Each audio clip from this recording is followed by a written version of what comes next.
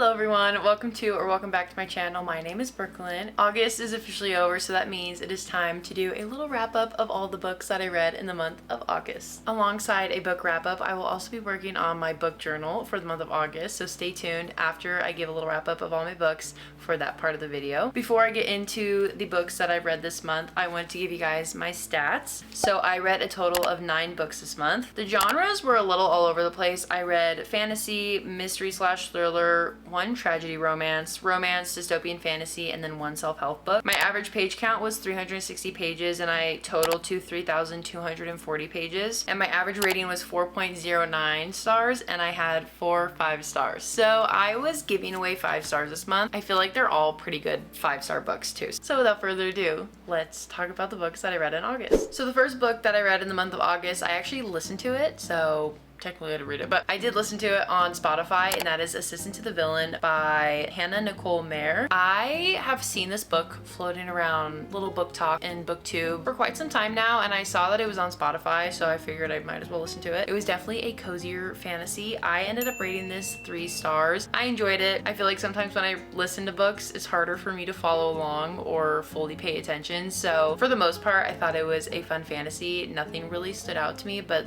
it was cute, whimsical, definitely very YA vibes, but I don't know, because I feel like, you know, when the book's YA but the MMCs aren't YA, like that's the vibe I was getting, especially from the villain. It did end very abruptly. When I was listening to it, I was like, did they cut off the audiobook or what happened? Because it does leave on a pretty big cliffhanger. So I did enjoy the book, and I will probably down the line listen or read to the next books, but definitely not one of my faves from this month, but it was still really cute. The next book I also listened to was Never Lie by Frida McFadden. I ended up giving this 2.5 stars. I listened to this on the drive to Tahoe with my mom, and my mom also listened to it with me. I had a credit on Audible available, and I figured why not listen to it on a long car ride. This was actually my first Frida McFadden book I've ever read, so I had very high expectations going into it. I was kind of let down, obviously you can tell by the rating. I was just a little unimpressed with it, but I know that she has other really good books. I really did enjoy the audiobook of it. I was invested with it the whole time. I thought the narration was really good and the story flowed really nice. I felt the plot twist could not have been guessed, and I don't know if that's like a good or bad thing, and it really just came out of nowhere, so I don't really know how to feel about it. I enjoyed it, but I know she has better. The next book I read was If Only I Told Her by Laura Nolan. This is the second book to If He Had Been With Me. I read that book a year ago. I really wanted to read this book in August, specifically August 8th. If you know the date and how that correlates with the book, you know why. I ended up rating this book 5 stars. I did not expect it to be a 5-star. I really enjoyed the first book. Not enjoyed, but you know what I mean. I loved the story of it, and it really made me emotional. It took me a year to read this one. I guess I just had to process the other one, or I just never really reached for this, but I knew I wanted to read it. This book follows the point of views of Finney, Jack, and Autumn, kind of pre and post what happened in the first book, and let me tell you, this book hurt me emotionally so bad. I was so emo while reading this, not to add that the playlist that I listen to are very like sad songs, I guess. That just put me into more of an emo state. I love the music though. The music is so good, but I can't listen to it all the time because I really get so sad. I really enjoyed Jack's part. I didn't think I would going into this, but his part really hit me hard. So I enjoyed this book. If you liked the first book, I think this one gives a lot of closure for what happened in the first book and kind of gives you a different perspective of it all.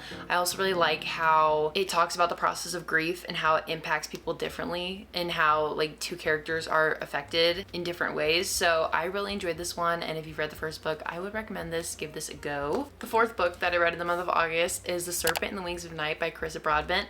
This was one of the books I pulled for my 25 for 2025 challenge slash series that I've created over on my TikTok channel, which is at bookish.bk. If you guys want to go check out that series, I would highly recommend it. It's actually very fun. I ended up rating this book 5 stars. I thoroughly enjoyed this. I've had this book on my radar for quite some time. I knew putting it on that 25 for 2025, I would try and push myself to read it at least this year. I really enjoyed the politics in this book. There's romance, there's a little bit of enemies to lovers, and it's very like problematic and chaotic throughout the whole thing. It kind of gives Hunger Games vibes as well. In this book, we follow Rhea, who is a human in a vampire world. She's thrown into this big trial with a whole bunch of other vampires who are trained to kill, basically. It is just very intense the whole time. I was never bored throughout this whole book, and there's a plot twist in this that caught me off guard, and I'm definitely gonna be reading the next book in the month of September because I cannot stand to not know what happens next. Also, I don't want to lose everything that I've read in here. You know what I mean? Like after a while, fantasies, you kind of forget good details. So I'm trying not to let that happen, but I love this book and I would highly, highly, highly recommend it. I feel like this is a really great intro into fantasy. This book is definitely very easy to understand and get into once you read a bit of it. She also has a glossary in the back of the book that basically explains every aspect of the politics in this book. So if you read something, you're like, I have no clue what that is, you could flip back there. I did that a couple times while reading it and it helped me a lot. So I love this book and I'm so happy I pulled it for the 25 for 2025.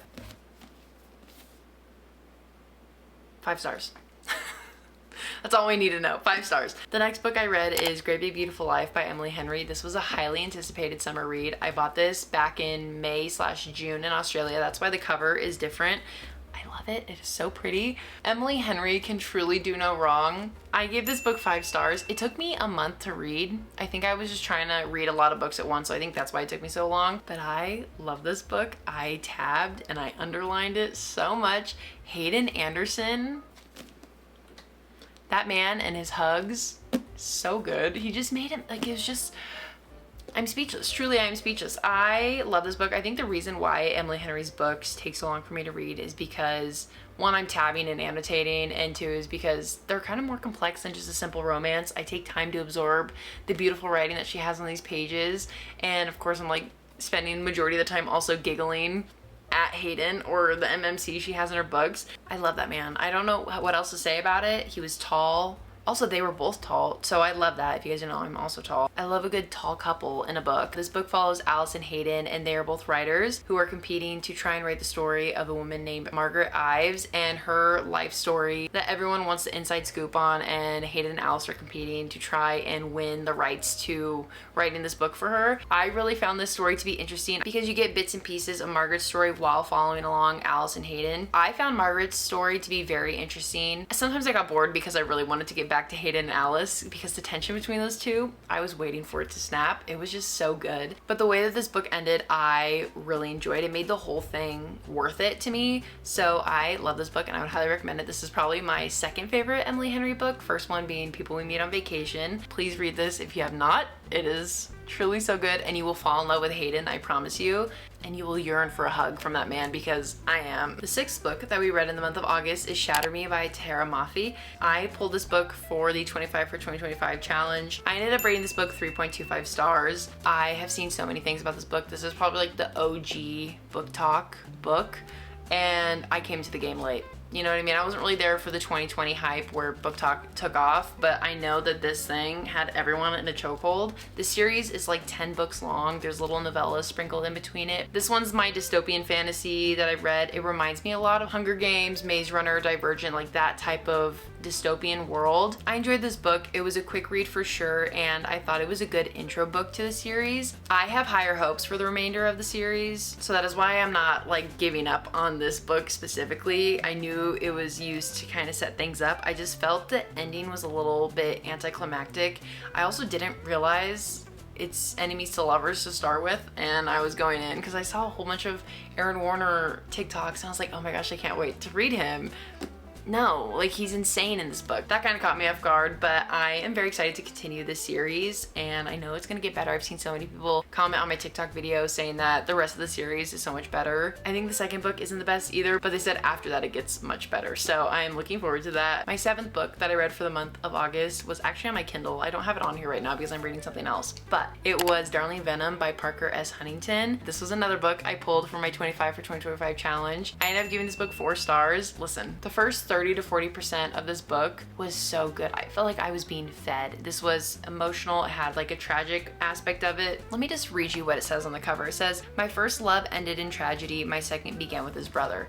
Non-readers would hear that and be like, what are you reading? Why are you reading that? That sounds insane. And I'm sure there's also more insane books out there, but this one was a little crazy. I was eating up the tension between Tate and, what's her name? Tate and Charlotte. Those two, the tension was there. But then more of the story continued and it kind of died out and I lost a little bit of interest in this story. I was hoping it would be a 5-star, truly. I was enjoying it so much. And then it just kind of fell flat, but I also think it's because the point of the story was to talk about the process of grief and how people handle it and closure and all that stuff with a bit of spice and romance involved in it. So I think the balance was there. I think it could have been 100 pages shorter for sure. And the way it ended was like a little meh because I feel like the character growth between Charlotte and Tate was up and down the whole story, and even at the end I was still a little unsure of the success rate of the relationship. I did guess the plot twist at the end, so I'm very proud of myself for that, because the whole time I was just thinking about it and I was like, that has to be it, and it was revealed at the end, so I was right, and that makes me feel good. The next book, very random. I did read The Four Agreements by Don Miguel Ruiz. I saw this book, I got this, oh my gosh, last summer? Yeah, I did. Before I went back to school, I got this book at Barnes. I remember when I was back at home, I went with my mom and we bought this one. I didn't start reading it until this year. I didn't give this book a rating because I feel like with self-help books, it's hard to kind of like gauge them. I read a decent amount of self-help books, but not a lot, and sometimes, unless I'm moved by them, I don't really feel the urge to give them a rating. Like specifically this one, I did like it because I think it's just talking about like inner peace, make your outlook on the world more positive and happy. I don't know, I really enjoyed it. It's a good thing to reflect back on. It was a short book, so I just read like a couple pages every day. If you're into self-help books, I would definitely recommend this one because it talks about kind of like the spiritual side of stuff as well, just like manifesting and like bringing positive energy to you. So it's a good refresher book if you just want something to read a couple times a week. And the final book that I read in the month of August is One Golden Summer by Carly Fortune. Once again, this was a highly anticipated summer read for me, and I just got around to it in the final month of summer, so perfect timing. I ended up giving this book 5 stars. This is my last 5-star for the month. I truly enjoyed this book. It follows Alice and Charlie. If you not know, Charlie is actually Sam's brother from the first book, Every Summer After. He does something in that book that's not very, we'll say, honorable. People had a little bit of a sour taste in their mouth about him, and I also did too. But when I saw that this book was about Charlie, I was kind of hesitant at first, but then I saw a lot of people giving good reviews about it, and I got really excited. Her books are always just so refreshing. And this, because I filmed a video for this, but they just make me feel hopeful in life, and that stuff can turn around if you look at life in a different perspective. And her books are just so nostalgic, and I'm not even old. Like, it just makes me feel happy to be where I'm at in life and the people and memories that I have. These characters feel very real, and the same thing with like Emily Henry's books. Carly Fortune writes her stories to where they're not solely romance, but like that's a main part of the plot. But it also follows like other relationships within these characters' lives and how they navigate them, and how all those things can affect someone in their process of navigating a romantic relationship. I just love how real these stories feel. This is probably one of my favorite books from her. I think her writing gets better and better with every book, and she's slowly becoming one of my favorite authors. So I would highly recommend this book. It was truly so good. It makes me want to have a little lake cabin somewhere. So those were the 9 books that I read in the month of August. My best reading month of the year, I think. I am so proud of myself. I loved all these books. Let me know in the comments what books you guys read in the month of August and what is on your September TBR. I'm really excited for September. I am kind of holding on to summer as it's slowly slipping away because everyone's really diving into this fall season, and I am too. I'm guilty of that as well. I'm slowly becoming a fall girly. Now that we finished with my book wrap up, let's get into my book journal. So now it is time to work on the book journal. I am very excited for this. I read a lot of books, as you guys saw, in the month of August, so I'm really excited to fill out all my pages. I did go to Walmart like a week ago, and I printed out all my pictures already. And then while I was also at Walmart, I bought more colorful markers because I was currently using the mild liners, and I feel like those are kind of limiting in my creativeness because I don't have that many colors, and I feel like these are good for what I want to do in this book specifically because the highlighter ones don't have a lot of color range, and they also die out really quickly. I am going to start by cutting out all my books and all my little pictures and stuff.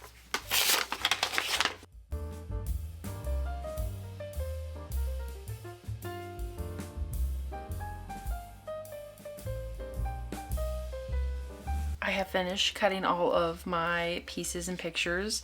I realize I have a lot of pictures for my memories of the month, so hopefully I'll be able to collage it in a nice way. But so I have finished my book journal, and I'm gonna go through and talk to you guys kind of like how I did it in last month's video. If you've watched that, I'm just gonna chat about it, and then I'll have a little part overlaying it.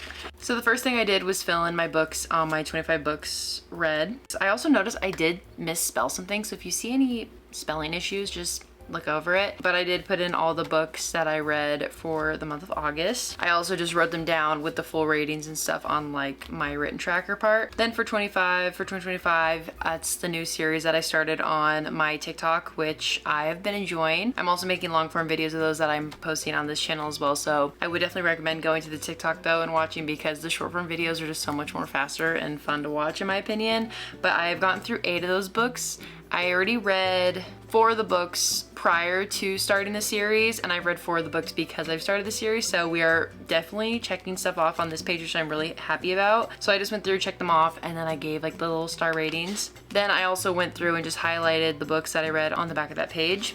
Moving on to my book bracket, I did have to eliminate 2 books technically. So I put One Golden Summer for August. That beat We Were Liars from July. And then I thought One Golden Summer was a little bit better than Reckless, I guess, if I had to pick a book. So that one ended up winning for like the final one. But if you guys know, I think we're all aware of what book's gonna end up winning this year. And then for my monthly favorites, I just added in We Were Liars for July with its rating, and then August, One Golden Summer. And then for my A to Z book challenge, I added Great Big Beautiful Life and then We Were Liars. I'm definitely worried about like the XYZ. I don't really know if I have any Z books, so we will have to do some research on that. And then moving on, we made my August cover page. I really went into this so blind. I would have moved the August to the center, but I just kind of committed to it. And then I decided that I want to be lazy and just look up something on Pinterest. So I just found a little design. I really like this. Then the next page is August books read. So these are all the 9 books that I've read for this month of August, which we already went over at the beginning of this video. I did them a little bigger this go around, and I just put the rating and the style that I read them. So like the headphones, and then I did the physical book, and then like the rectangle was the Kindle, and then I put my statistics for everything, but we've covered that already. And then moving on, my favorite page, it's very dark. I realize I take a lot of like dark pictures, not like in like the sense that it's evil dark, but it's just like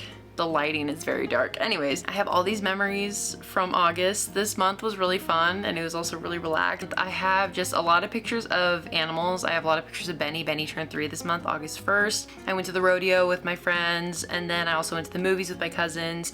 Did a lot of reading, pictures with Layla at my desk. Also the Dubai brownie from Crumble. I did get that, and it was so good. I went and saw Superman with my mom. I went to Lake Tahoe for the Hozier concert, which was the best time ever. I put some of my favorite memes. The Summer I Cry Every Wednesday because the Summer I Turn Pretty is really, I don't know what is going on with that one. And that's pretty much it. In and Out. Yeah, Hozier, The Jar, because this month I really feel like I've read a lot of books from it. And then the final page was YouTube. And then I put the thumbnails that I posted for this month. And then I put my subscriber count below it, which is amazing. Thank you guys so much for subscribing to my channel. I love doing this, and I'm so happy that you guys want to follow me and watch my videos, so I really appreciate that. If you have anything you want to see from me, please let me know in the comments. I want to make this channel a very like community aspect to where we're all enjoying what I post. And then below that, I put like a screenshot of the 25 for 2025 from my TikToks, which is at bookishbk if you want to go follow that. And I'm very happy about that. I have good growth on TikTok as well, which I'm so happy that I'm building a little book community on there too. So that is all for my book journal. This is a fun little creative outlet where I could also go back and look at all the memories and things that I have accomplished this month, because I think it's very easy for us to do something and then move on very fast. That is everything in my book journal. I loved my little Crayola markers as well. They are just very different, and the way they were able to draw was just really nice. So that is everything for this video. I hope you guys enjoyed watching. If you guys want to see anything new from me, let me know in the comments down below. Thank you guys so much for watching, and I'll see you guys all in the next video. Bye.